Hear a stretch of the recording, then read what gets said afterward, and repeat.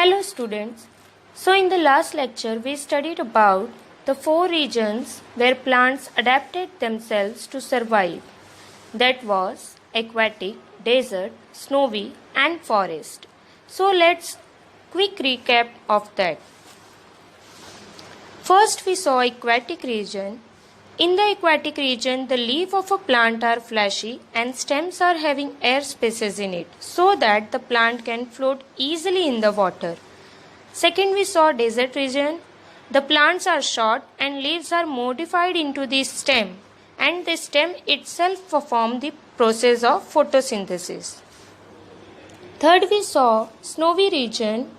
In that, the trees are conical in shape and bark are thick, which helps the trees to withstand the cold.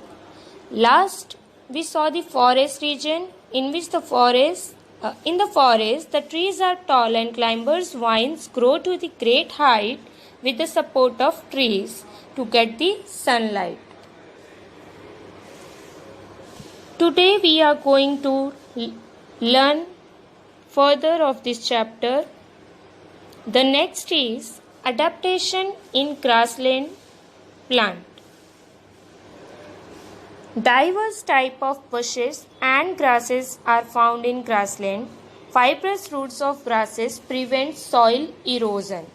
Grasses in equatorial region are very tall. Animals like tiger, elephants and deer can remain hidden in these grasses. However, grasses in cold region are very short. Animals like rabbit are found in such grasses. Vast meadows are found in hilly areas as well as plains.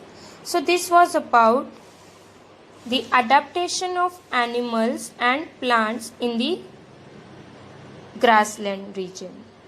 Now, adaptation of ingestion of food in plant. How the plants adapted themselves to survive. So, most of the plants are anchored in the ground and are autotrophic. Autotrophic means an organism capable of synthesizing its own food from inorganic substance using light or chemical energy. In plants, green plants, algae and certain bacteria are autotrophs. However, plants like Dodar means Cascuta are parasitic. Parasitic meaning they depend on another plants or another organism for their food. The plant body of Dodar consists of yellow wire-like stems. It is leafless and cannot perform photosynthesis. However, it has hostorial means sucking roots for absorbing nutrients from the host plant.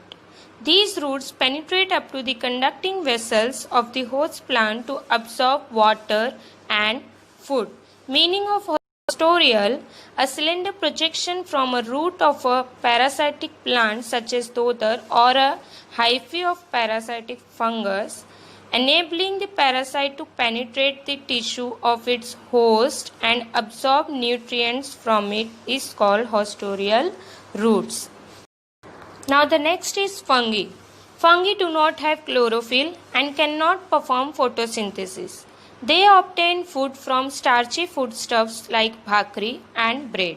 They have root-like fibers for absorption of food. So plants need nitrogen, phosphorus and potassium for growth. Plants that grow in soil which is deficient in nitrogen like Drosera, Venus flytrap, pitcher plant, etc. fulfill their need for nitrogen by consuming insect. See the diagram. First one is the plant Cascuta and second one is the Venus flytrap. To feed themselves they have leaves that are like mouths. Some have trap mouths that close and trap any insect that happens to walk through it. Different plants also have different adaptation to repel insects and other animals. Poison ivy produces an oil that causes a skin rash on contact. So adaptations are seen in these plants, which serve to attract insects and hold them captive. There are small hairs on inside of each leaf that are very sensitive. They are called trigger hairs because when these sensitive hairs sense an insect, they trigger the fly trap to close its trap. Then the leaves release digestive fluids that eat away at the insect and allow the plant to absorb all the nutrients. So this was about ingestion of food in the plant. We have seen Cascuta, Venus flytrap, fungi. Cascuta and flytrap mainly capture the insect and feed them, whereas fungi is only depend on foodstuffs like bhakri and chapati. So here we are ending today's session. In next session we will continue the chapter. Till then, revise these points thoroughly. Thank you.